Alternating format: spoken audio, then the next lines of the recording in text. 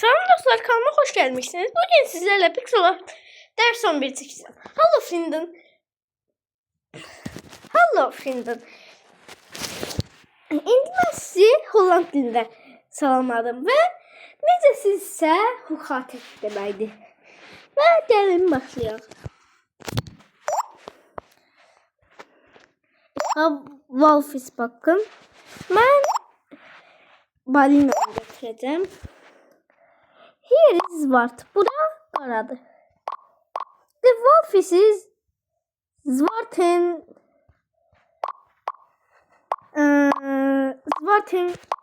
wit. İndi isə dedim balina ağ və qaradır. Qara və ağdır.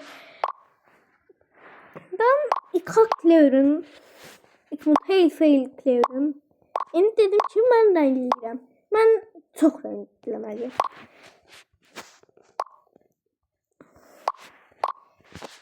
O kandın əllərində.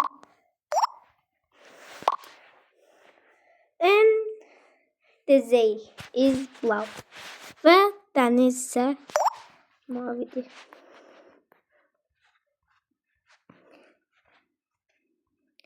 Vandaag is maandag allemaal weet het. İndi dedim ki bugün birinci gündür, hamı bilir onu.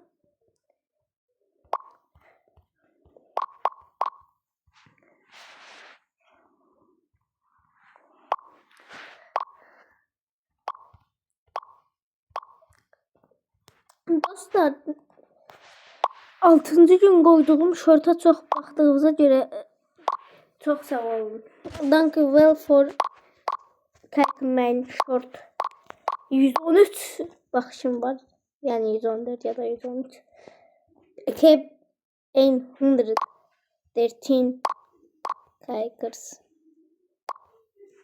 Bijna. Klaar. Ve bitti. Doei vrienden. Tot ziens. Tot volgende week. Sağ olun dostlar. Gelen hafta görüşene dek.